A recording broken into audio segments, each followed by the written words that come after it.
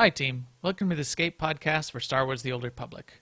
Coming up, we talk about the new Tithe preview vids that have been dropping, and we brainstorm some questions for people to ask at the Cantina event next week. But first, some SWTOR and Guild news. Our broadcast estimate today is EPC 188, who will be ejected in this escape pod after having failed the CAPTCHA on the web form to get out of doing it, because he is indeed a robot. Yeah, I was looking at that button. So those I am not a capture things robot. really work, huh? The You new couldn't press the the new button. style capture where you have to click it and it says "I am not a robot," and I thought, oh, poor droids, that must suck. Yeah. Anyway, with me as always is Seema. Hi, Seema. How's it going? Hi, Max. Hi, everyone. It's going great. I finally made Tier 3. Yay! And I proudly display my new flare, my new III flare. But mostly, and I did all my normal stuff this week, too. Oops, sorry about that. I was waving my arms and hit my mic. Ops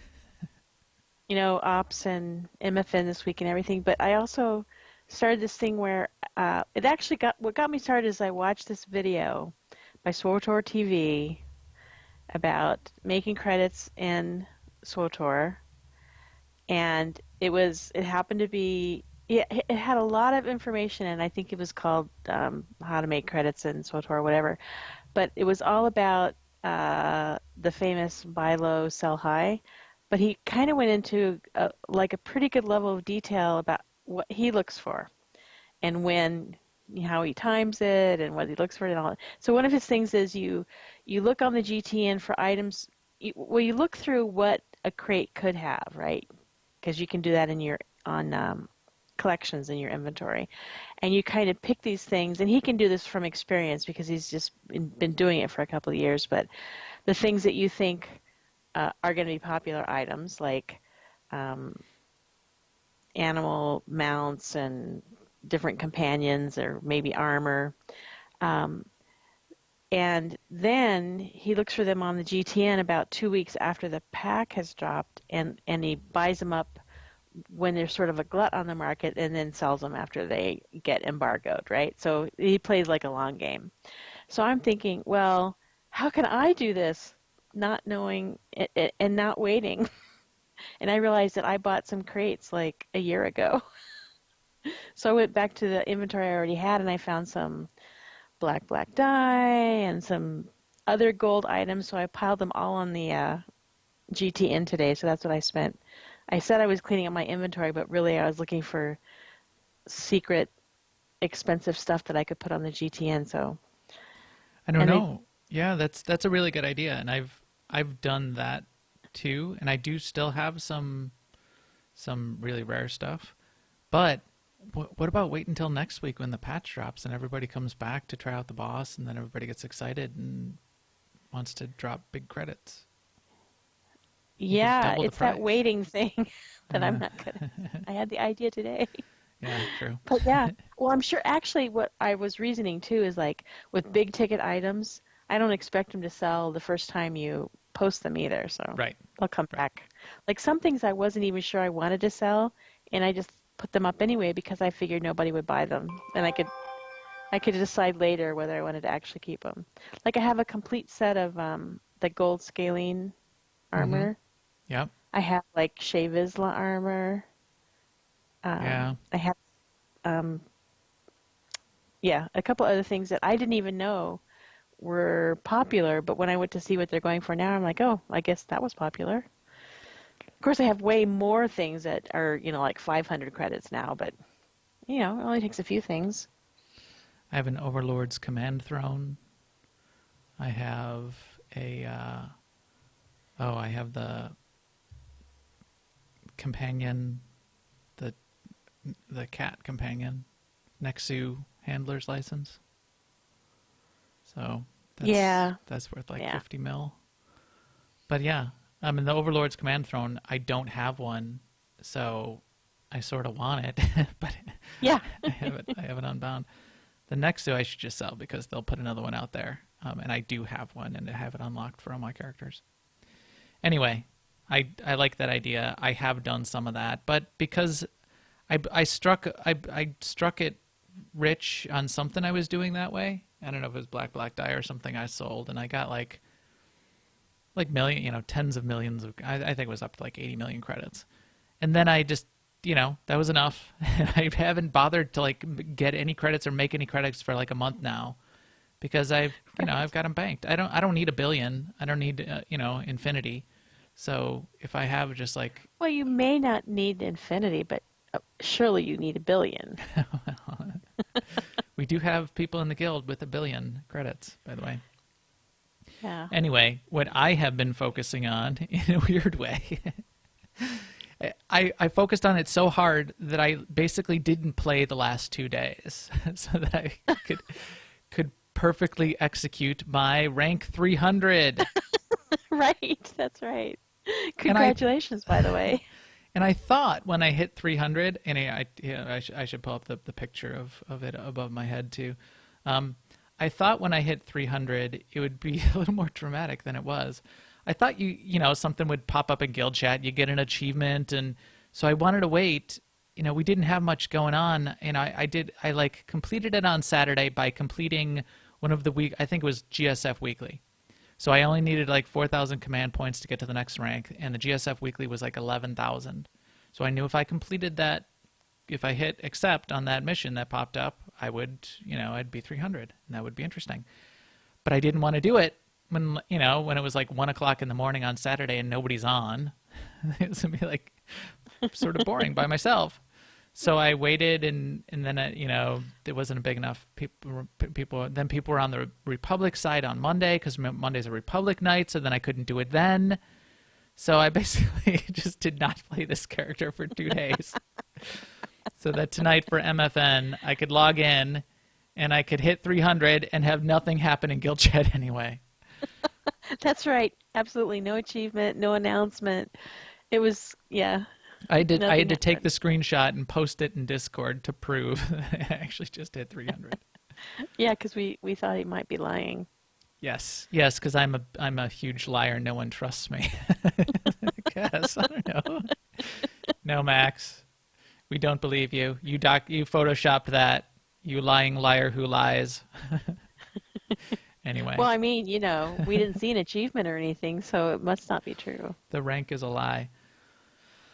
So that's what I did. I hit 300 and then froze in paralysis, so I could make a big deal of it. So now that you're rank 300, are you going to start grinding on another character? Good and question. Get that one to 300? I thought about that, and what I'm going to do, I do sort of want to do that, but remember, I did most of my command ranks with GSF and PvP. And the next 2 characters I wouldn't mind having some more command ranks on are my tanks. And I don't really want to take the tanks, I want to tank things. I want to do PvE content. And I can't really grind that out very easily. I don't want to pug a bunch of operations. So I don't know. Or even any. or even any at all ever. Yes. So I don't know. I may not. I could move to my Sork and do some PvP on my Sork, because even though they're not the best in PvP, I have fun with them. So I could do that, I guess. But what I would like to do is get command ranks on the tanks. So yeah. Anyway, we have some actual news to talk about, so let's get to that. Now, an Imperial News Network report. Number 1 in the news are all of the Tithe vids that have been popping up everywhere. So they're all over YouTube. You can find them on Reddit. There's links. I'll run down a list of all of the ones that I've found so far. But this is the people that were able to get on the PTS, and mostly then after the PTS finished up and closed about a week ago, BioWare opened it to a few of the influencers and able to fill out a couple groups and get back in there and take some videos. And then they allowed those videos to be posted today early so we could get a preview. So across the set of influencers and some other community content producers, we got some people posting full views of what the operation run looks like in clearing the trash leading up to the first boss and going through and only the first boss is coming, so it's just Tithe. There's the Tithe fight.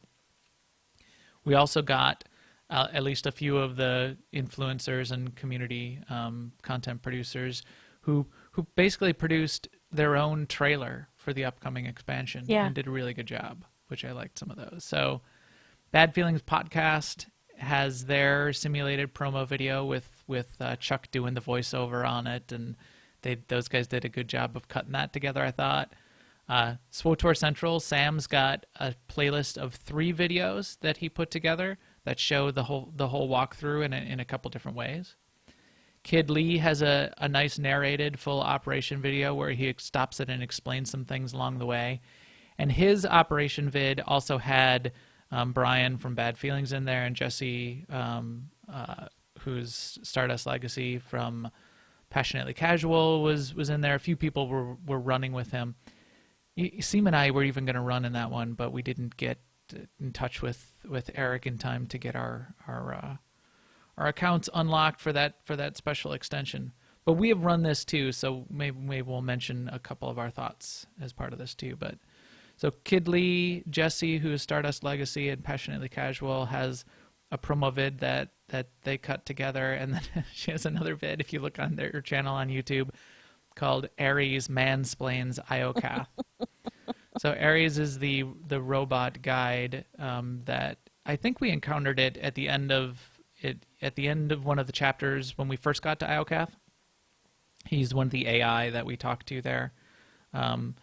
Anyway, inside the operation, he sort of explains some of the background of what's up with these robot gods that you're encountering. So I thought her little setup for that was funny.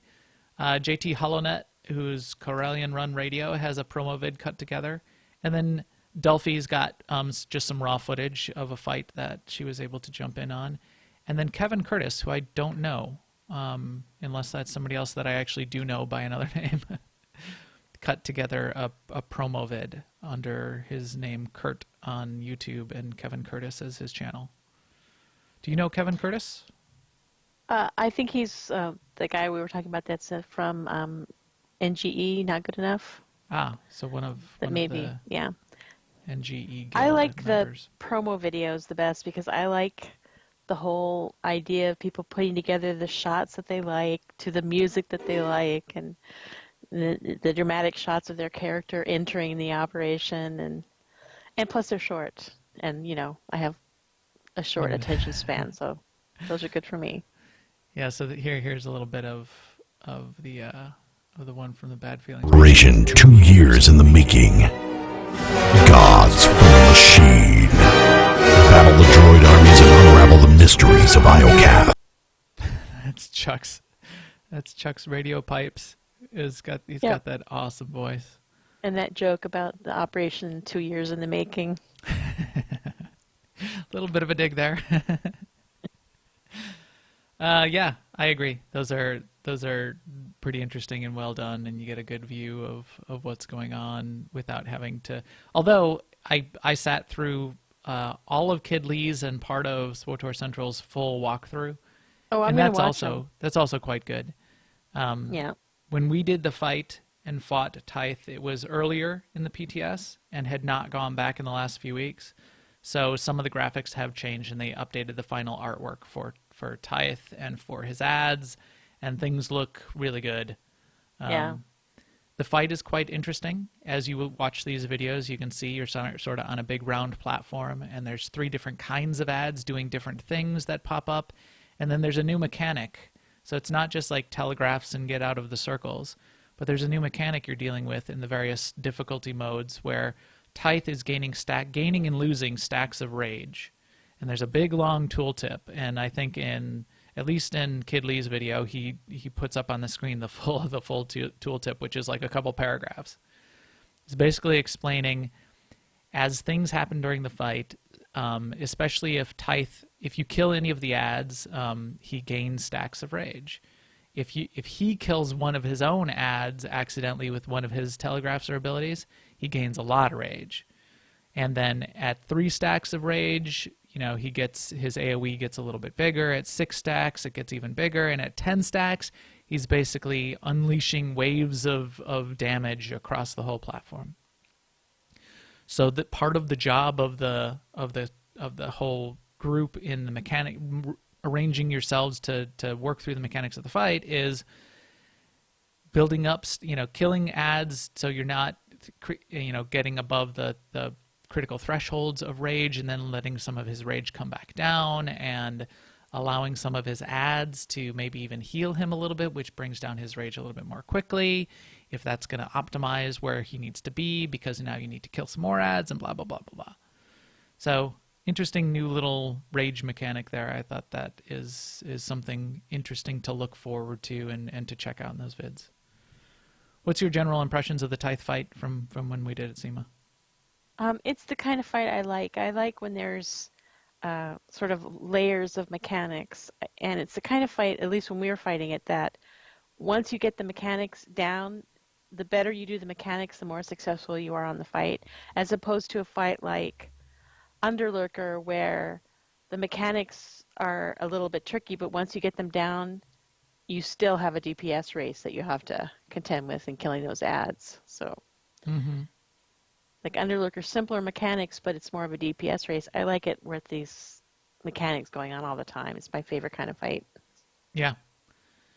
Yeah, so that's that'll be interesting. We did not do it we did it. I think we did a quick pull in veteran mode.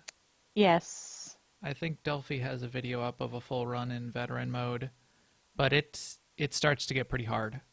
Even the story mode, can be difficult. I think getting through it in veteran mode is going to be quite difficult, and then if they put out the master mode, which they will once the next boss comes out, I believe that's their plan to get. I think story mode only next week. Is that it? Story mode only next week, and then they'll come out with veteran mode when the next boss drops. Is that how they're going to do it? Or is it story and veteran and then master mode when the next boss drops? I thought it was story and veteran and then master mode when the next boss drops. Okay. But I could be wrong. But I'm okay with the level of difficulty, since it's, we have to be happy with it for a while. We have to be happy with it. Did you hear that, everyone? Keep that in mind. Seema says we have to be happy with it. All right, what else? I think you had another news item here that we could talk about. Yes. So this is an exciting one. Bad Feeling Podcast is having a contest. It's a giveaway, actually. They're giving away 200 million. Their little ad says 200 million up for grabs. So I immediately assumed what they meant was 200 million Wampa Cubs. But in the small print, it does say 200 million in-game credits. But it's a screenshot contest. So you take screenshots of your boss kill of Tithe and send to Brian at badfeelingpodcast.com. You can send as many as you want. If the kill is a story mode kill, it counts as 1 entry.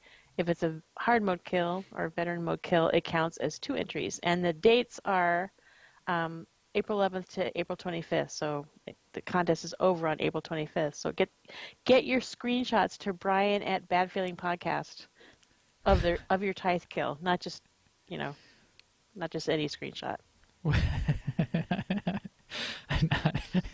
are you going with that, Max? I have all these ideas of various screenshots that I want to send to make Brian and Chuck look through all of my screenshots, which are not kills of Toth. Like Underlurker's ass and whatnot. We'll see what goes on there. That should be interesting. And just as another point of news, just in case you've forgotten now that we're talking about it, on April 11th, which is next week, we will get 5.2 launching, which is not only Tithe, but we're getting the lead-in on IOCath, the open PvP, if you're into that, if you want to switch over to the PvP instance on IOCath, the new mechanic where we're going to have to pick the faction that goes into there, and there'll be, I think, a companion choice between which faction you pick as well, which is why I think I knew that one companion was coming, Seema, because I had contemplated who we were going to get probably based on which faction you pick, which would be interesting. And then also a daily area. So that'll be interesting. where else might we hear more news about what's coming next week, Seema? Well, I mean, there's going to be a stream on Thursday, a live stream. So I'm assuming it'll Apparently, be, allegedly. yes, Eric, Ben Irving. And when I say Eric, of course, I mean Eric Musco, Ben Irving, and Charles Wood. Boyd. Yep. That's who's, I mean, Boyd, that's who's normally on this. Yes, my mind isn't working tonight either. That's normally who's on the live stream, so I don't know for sure. But anyway, yeah, the gruesome threesome. And so, yeah, give us hopefully more info. Yeah. I'll be watching. I will be watching. Don't get your expectations up too high. They're not going to get on the stream and tell you, here's, 3 new operations coming tomorrow. They're also not going to tell you what the expansion is that's coming at the end of the year because they've got 3 or 4 more bosses that they're still going to be working on this summer. They're going to be talking about what's coming next week. Because I already saw like notes in a couple forums where people are like, what are they going to do? Come on and just tell us about what's coming in 5.2? Yeah, that's exactly what they're going to do. What else did you want them to do? To like not talk about what's releasing next week? That's what they're going to do. So, whatever. Anyway, sorry. I apologize for that. That is my what moment they're of going to do, I'm rage. sure. So to be clear, that's what they're going to do, and I will appreciate it. In guild and community news, we have a guild and a nice community. What's going on with Conquest this week, Seema? We're invading Balmora on both sides. So a big way to get, oh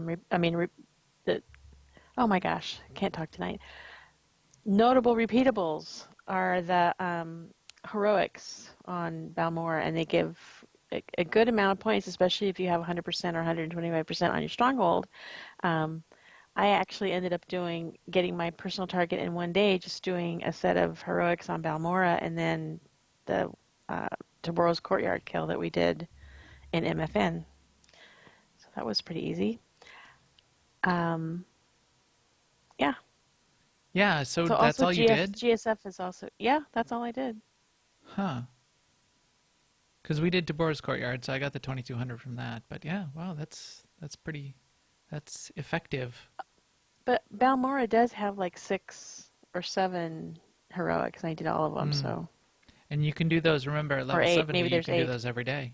So keep that in mind. Right. You can go, you could do them on multiple characters. You could be ranking in a whole bunch of points. We're already ranked number 4. Our Imperial Guild is at least ranked number 4 on Balmora at the moment. Number 1 is, of course, 1 million, almost 2 million points ahead of everybody. But that's okay. We didn't want to win anyway. Also, in guild news, next week, MFN is going to be on the pub side. And then after that, the 2 weeks following that will be back on the imp side. I mean, for each of those 2 weeks after that will be on the imp side. Yep. And Apple's, also, our officer, has set up that schedule for us, which is good then, because we're doing a little bit on the Republic side, but more people have more characters on the Imperial side, so we do 2 to 1 Imperial to Republic, but get it all in. Yep, and I had fun tonight in MFN. We went into Temple of Sacrifice, which is a challenging place for our MFN group, and we actually one-shot the first boss in there, which surprised me, and then we got some good attempts on the 2 walkers, so it was pretty fun. Yeah, half the people had not been in there and done that fight before, or not in those roles. We probably could have gotten it down, but with about a half hour to go, we wanted to go and make sure. I think we had like 20 minutes, so we went into Taboro's Courtyard and cleared that out.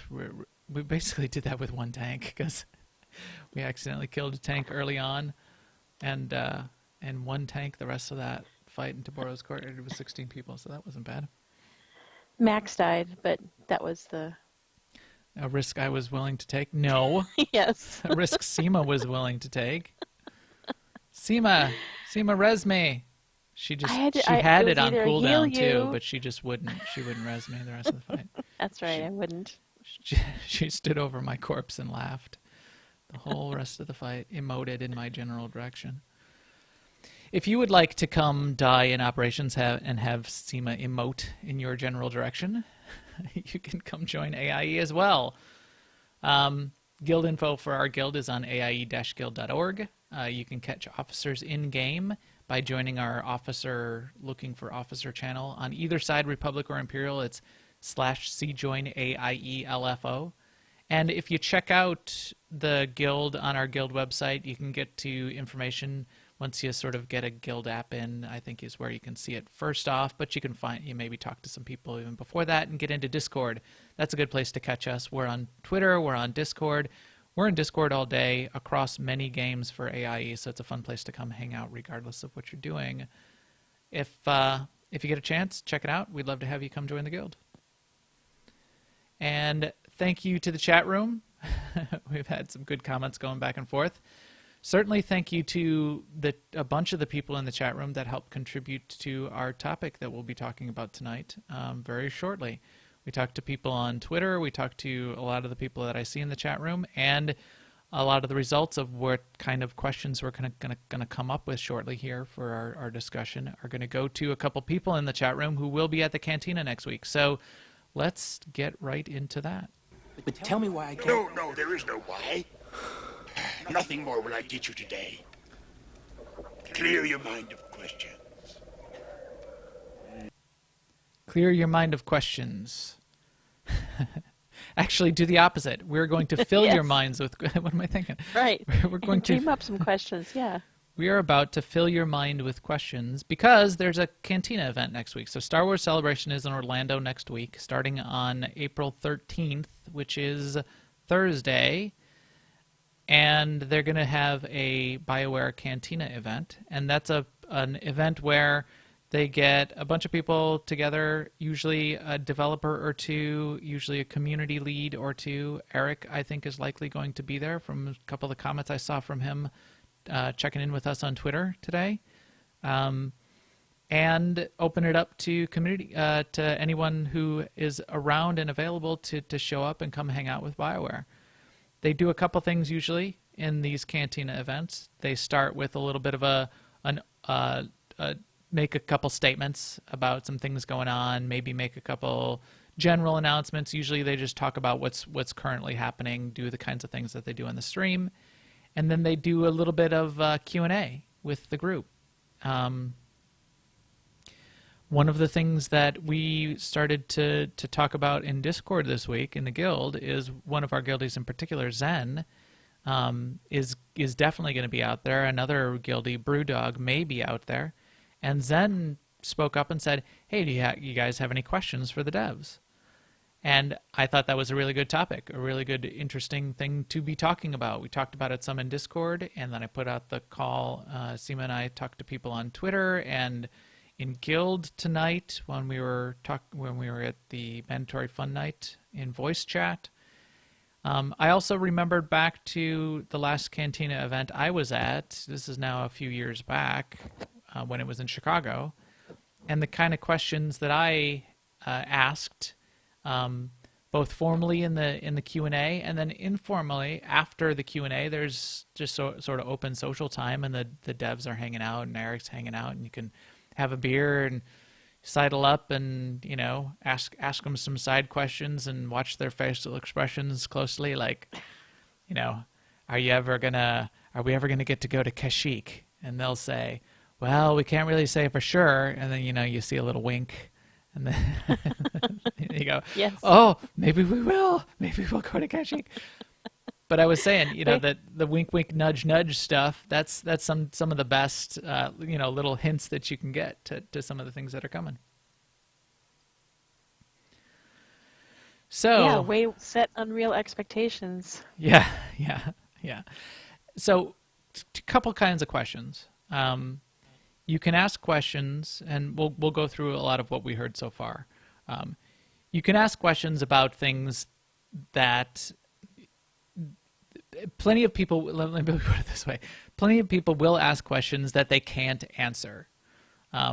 Tell me the date of the next expansion after Iocath is complete. They, even if they knew that, they couldn't answer that question. So while that may seem like an interesting question because you'd love to know that information, there are plenty of questions like that that they just cannot answer.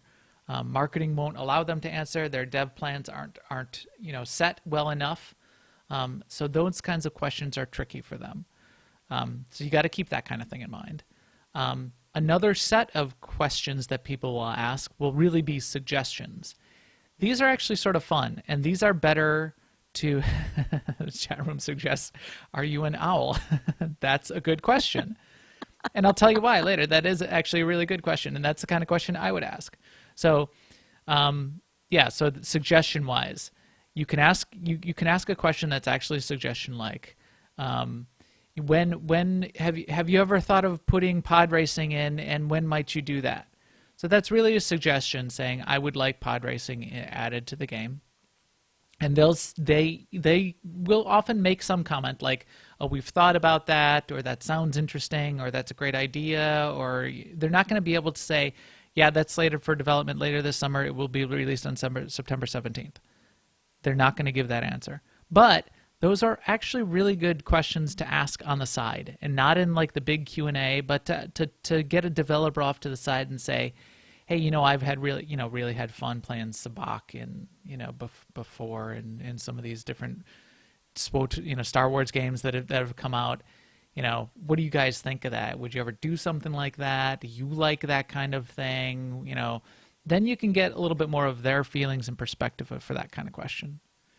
And then finally, the third type of question is almost, that open-ended, nothing, either nothing to do with the game, just more understanding who they are and how they operate, or understanding their motivations as they approach development. Seema, you had some good ones. I think you had an example about how like prioritization. I feel like I should clarify something that you were saying. Max is not saying that you should go there and try to get them to tell you stuff that they're not supposed to tell you by taking them off to the side when they're not on the stage. This is just when you have a personal conversation, it's more interactive and maybe you get more understanding, but you're still not, we're not saying go and try and get more out of them than they're willing to give. That's not the deal. Right. Yeah, to be clear. And they won't even off to the side. But what they can do then is have a conversation, which is interesting then. And they could say things like, I don't know. We've thought about that, which would be the official answer that they would give. But you could have Ben Irving say, we've thought about that, and I loved playing this crappy online version of Sabacc that you get on this dumb website. I played that for hours, 3 years ago when it came up, and you could shoot the breeze with them on Sabacc for a little bit and get some interesting ideas for if they ever did it, what it would be like, and some insight into them as people, which is interesting to think about the fact that they actually are people and they're not drones and robots there for your pleasure. If I was having a conversation with Ben Irving, for instance, I would love to talk to him and ask him how they prioritize the projects they do and the work that they have to do. And I know I wouldn't get, everything but I would like to know how much input does EA have? Because people are always saying, oh, EA will never let them do this or never let them do that. And how do they decide which things rise to the top that are worth spending their resources on? And how can I affect that process so they'll make what I want? But yeah. I think that's really interesting because again, you can get the opportunity to get some insight into how the decision process works. And I think if all of us had a little bit more of insight into how that decision process works, we wouldn't get these weird discussions in the forums where people say, oh, they're only in it for the money, and they only, they hate everyone, and they're only doing it so that you'll subscribe for another month. Anything to trick you into subscribing for another month. because that's really not the case. And if you ever actually listen No. to the developers talk, they like they like their job, they like the game, they like the content. They're all Star Wars fans. I mean, look at Charles Boyd. You can never ever look at a guy like Charles Boyd and not know that he is deep to the core a Star Wars fanboy. I mean, he's made his own armor and cosplays on live streams at work, on a constant I was basis. gonna say he made his armor and he wears it to work. Yeah, so these guys like this stuff. I'm sure there's things that they would love to do.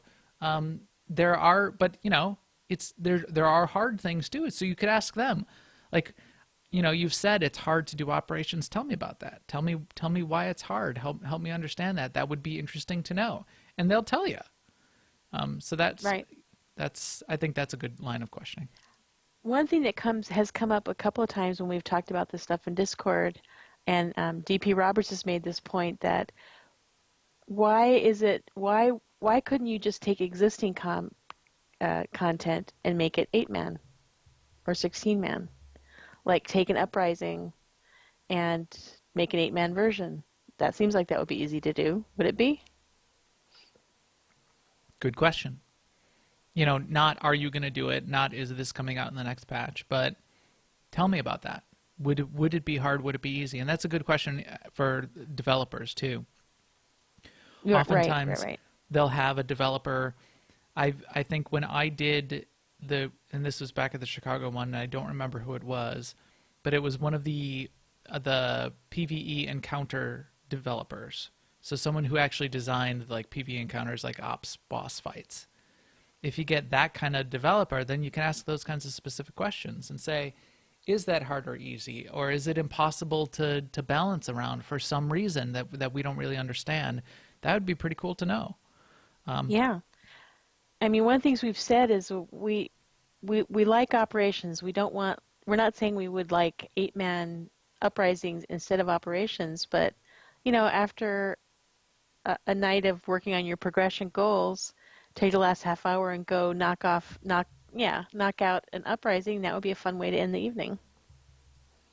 Yeah, it would.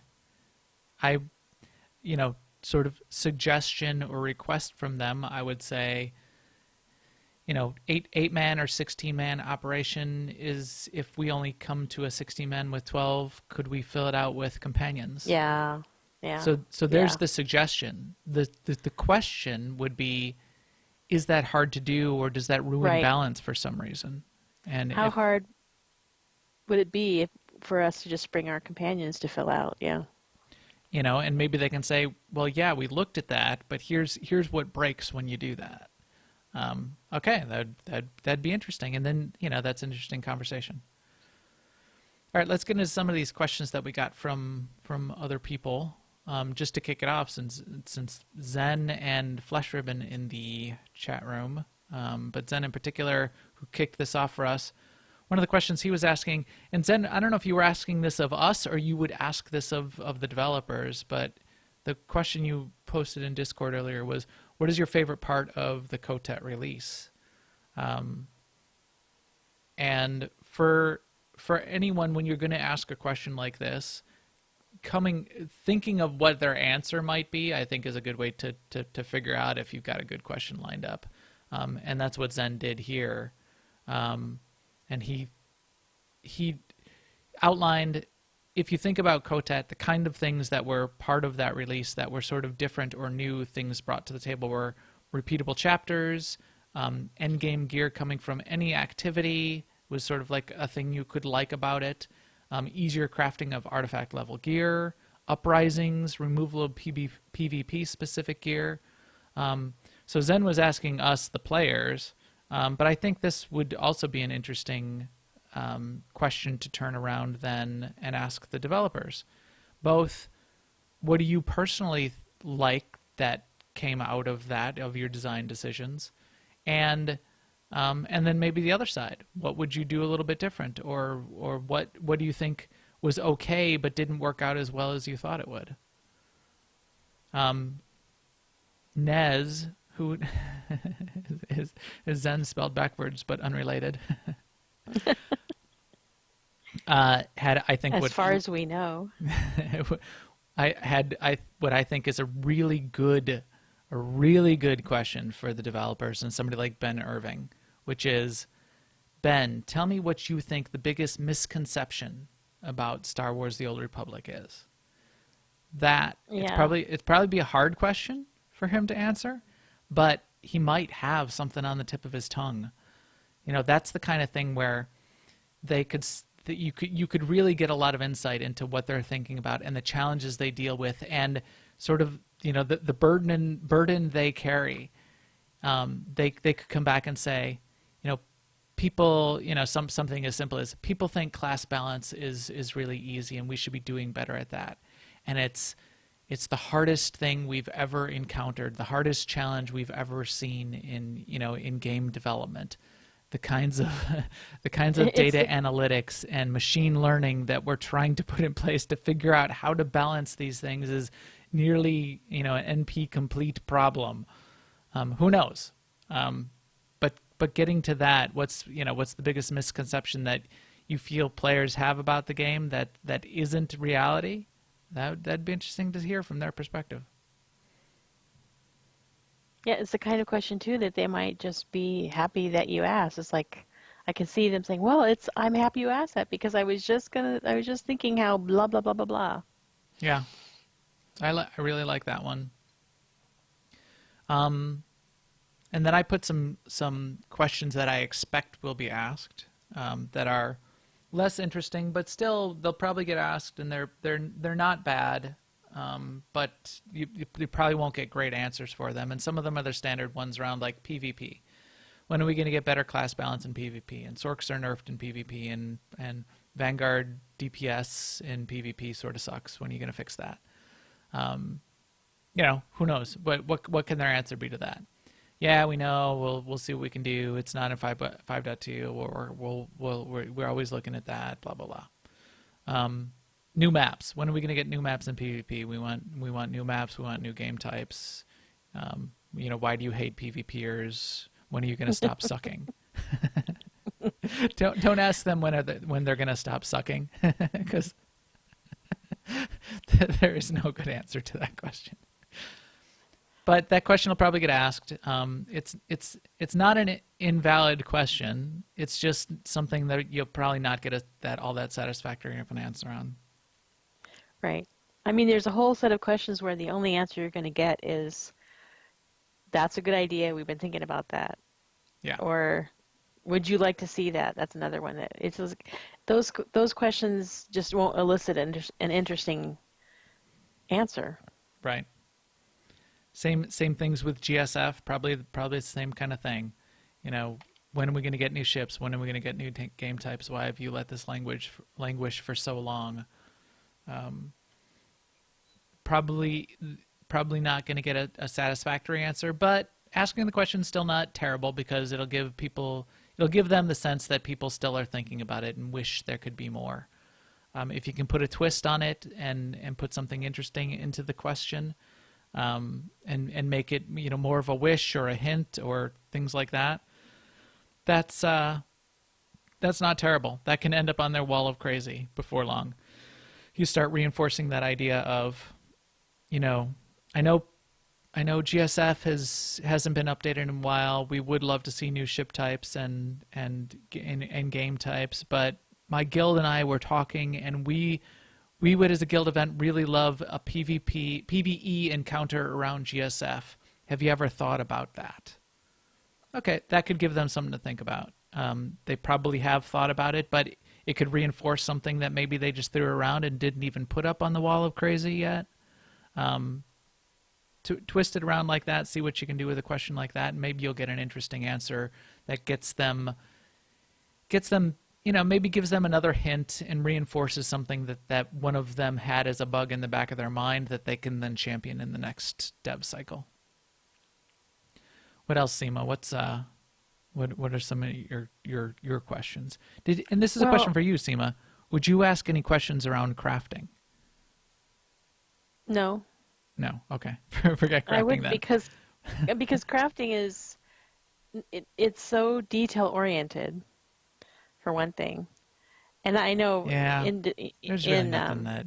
in Discord tonight, someone said, ask them why, when are they going to make crafting relevant? And then a bunch of people responded about how it's relevant now and all that stuff. It's hard to ask a question about about crafting that's not super detail oriented, or it's a version of why do you suck? Right. Right. Yeah. Yeah. Unless you, When are you gonna make crafting not such a terrible, shitty system that's worse than any other game out there? Well, thank you. I mean, I'm the lead designer of the crafting system in Star Wars, so I'm glad you asked that question. I mean, you can ask if you really wanted to know this kind of information, though. I mean, you could ask what goes into decisions about crafting, or how hard is it to make crafting changes, or but then you would only ask that if you're interested in the answers. If all you want to know is when is crafting going to be better for you, then I think it's not that interesting. You're not going to get an interesting answer. But when you were talking just now, it reminded me too about data mining. You might ask, if you're talking to a dev, you might ask them how they feel about data mining, and maybe is it an issue, is it a non-issue? Because we did have on our list of features questions like, what about a new stronghold? And then someone mentioned in Discord that a new stronghold has been data mined, so it's like that made me think of the data mining question. That's a good point. I mean that's a good point in a couple ways. We do get hints from data mining on some of this stuff. That's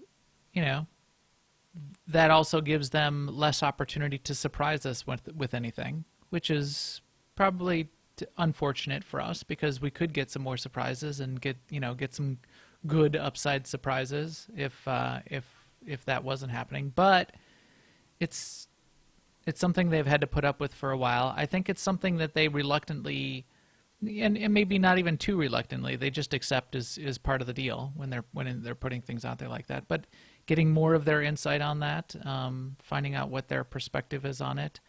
Maybe someone like Ben Irving hates it because he would love to be able to come up with more surprises and put more things out there, but they've got to test things, they've got to put things into the code if it's even going to be a possibility, and it ruins it.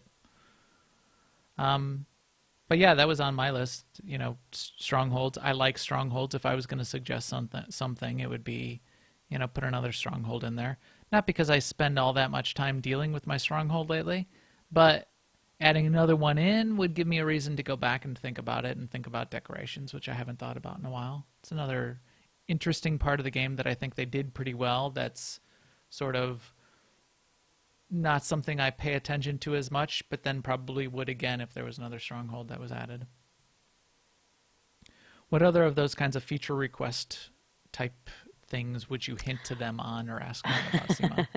Well, it comes up all the time, inventory management. Give us some way so that we can search for items in there.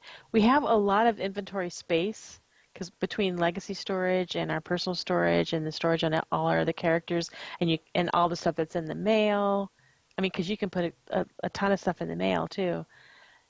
And you can have 22, well, now you can have 50 some characters. We really need a way to find things. Like, where is my, I know I bought XYZ vehicle the other day. Where is it? Yeah. Yeah, I forgot. This is a big challenge. Yeah. So hinting to them that they would like it, that we would like it, is good. Reinforcing maybe something that they're already thinking about is also good. So again, that's what this kind of question can do. You can also maybe get hints on why they haven't done it yet, if they can say something like, well, this is really hard for the XYZ reason. I think it's still the kind of thing that's probably a complicated answer, that it maybe you wouldn't get it all that satisfactory of an answer, because it might be a complicated response along the lines of that would take too long, that they won't get into, along the lines of, well, here's the thing. We know a lot of people would get value out of it, but if we put in the patch notes that we're adding search capabilities to inventory, that's, the actual perceived value from people bothering to like resubscribe or something to get that is this much compared to us spending that amount of time on the next PvP map or something.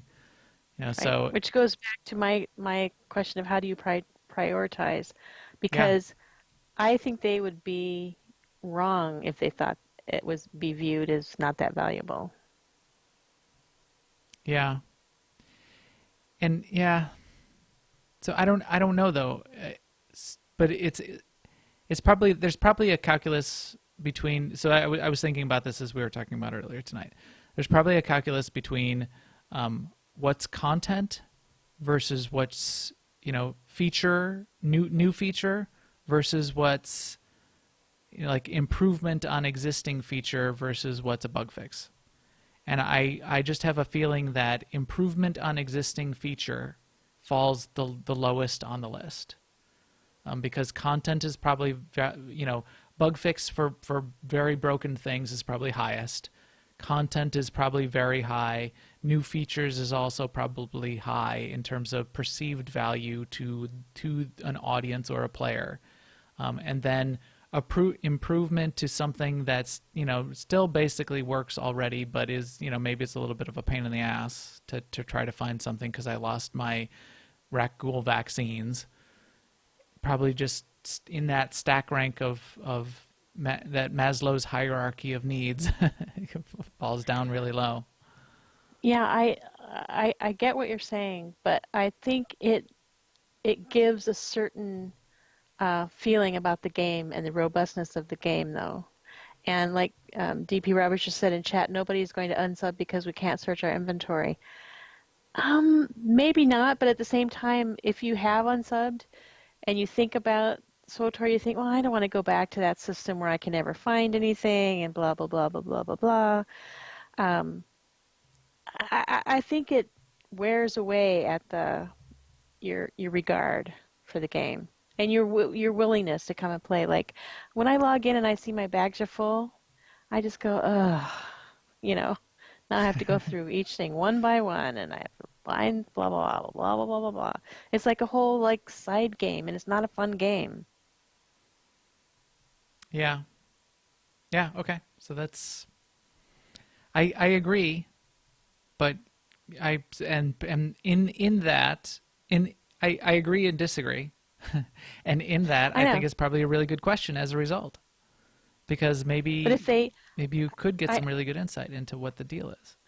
I mean, if they believe that content, if you have new content all the time, you don't have to have an infrastructure, then they're just building a house of cards to me. Right. Yeah, no, that's a good point. All right, what else? Inventory management, inventory search. A lot of people were in chat earlier today. We're talking about updates to the GTN. Right. I agree that would be useful. But this is another one that falls on some spectrum. Updates to the GTN would be useful. However, I've used the GTN a lot and made millions and millions of credits on the GTN and bought lots of interesting things on the GTN. So it's not non-functional. So it's that's a tough one. So the people that are really into the GTN, maybe the kind of question or the way what you're asking for needs to be articulated in a way that talks about what you could do with the economy and what that would sort of change, how that would change the game for a large number of players potentially in the kinds of things that you might be asking about in terms of GTN updates. What else is on? Whenever I see this one, I think that it's people asking for it not to be so, to not so manual. Like to list any one thing, it involves like 6 or 8 clicks as you look back and forth what's going now, and you sort it to see what the lowest one is, and then you go back and get it out of your inventory, and you put that one in. And then if you happen to go do something else in between, and you remember you want to sell a second one of those things, you have to do it all over again. Yeah. Yeah. I mean, it remembers, but not if you go and do something else in between. I remember. I remember. But I agree that the people who want to use the GTN, like power users of GTN, are probably a small percentage of the player base. Right.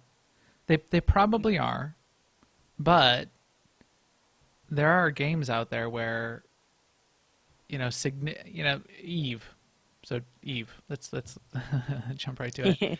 At WoW though also, where there are large populations of players that's all they do.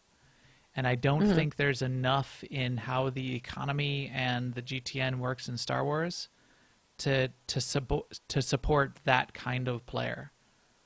So there's maybe an opportunity. You could almost phrase it as an opportunity to say, we do have these economic warriors in these other gaming populations. Have you ever thought about trying to support those kinds of populations with expanding how economy and resources and the GTN work in Star Wars? And getting into some of that kind of conversation with somebody. That would be interesting. Yeah, the economy in general would be a fascinating conversation with someone. Yeah. So a subject close to my heart that I've talked about even recently is what do we do with 12-man groups in a 16-man operation? Can we summon our companions? I mentioned at the beginning. I would sort of suggest, request, ask questions around that just because I think that would be a great idea. I can't think of a lot of ways that would break PvE content to allow us to just summon some extra companions. Maybe they would be a little too overpowered, but so then maybe only let us do it in story mode content anyway. But the way we run, yeah. I think the fact that they stand in fire would outweigh their, True, or at least outweigh some of their overpoweredness. Yeah, absolutely. But maybe maybe it's difficult to balance, and maybe there's too many ways to sort of game the system with companions that would make it difficult. But it would help. It would help us being able to run guild content and to keep guild groups being able to do interesting things and engaged in the content in the way that I think the developers would really like to have happening. They want people to be experiencing the content. That's the number one thing that they're trying to promote with the way Command XP works and the way them, incenting, doing random operations and doing uprisings works. So being able to pull in and do operations with filling out a group with companions would be contributing to what seems to be a core design goal. So there's that. Yeah, I mean, when they made the decision to put the operations all at max level, that's what made this an issue for us. Because we used to be able to take 12 people into a 16-man op and be successful, but now we really need closer to 16. Right. It would be difficult for us to ever think of finishing Temple of Sacrifice with less than 16 people. Right. Not that it's not possible for a geared set of really good people, Right. but for an average guild, you can't do it. You can't do Temple of Sacrifice with 11. Yeah, people one of or our 12 people. existing, permanent teams might be able to do it, but on MFN, no. Right. And when we have 12 or 13 or 14 people, it'd be nice to have options. All right. Well, we have run through a lot of discussion because we had the tithe discussion and the questions discussion. I have a couple more things I'll forward to Zen and Flesh Ribbon. But since we're over time, maybe we'll leave it there. I think the only bigger thing that we didn't really talk about was a lot of people would love to see class stories back in the game, and I don't think that's going to happen, but it's still one of those other things that's not a bad question to ask. I think they've talked about it a little bit in the past. But it's a tough one because it's a lot of cost and resources associated with it. Anyway, I think this was an interesting topic. I'm looking forward to hearing what happens at the Cantina, and I hope you have a great time. Brewdog, Flesh Ribbon, if you guys are going, I envy you the opportunity there. I think it's a really fun thing. If anyone has a chance to get to do, definitely go and do it. So. With that, I think we will say we are good, and our EPC 188 droid can get the escape pod because he did fail that CAPTCHA, actually being a robot. Thanks to all of you for joining us tonight on live here on Twitch. Also, thanks to any of you listening on newoverlords.com or iTunes or YouTube. We will stream again next Tuesday night on twitch.tv/newoverlords around 10:30 p.m. Central. Please follow us on Twitter at MaxTheGray and at AIESEMA, and come find us on Jedi Covenant and ask us for an AIE Guild invite. We would love to have you. And we will talk to you soon. Later, everyone.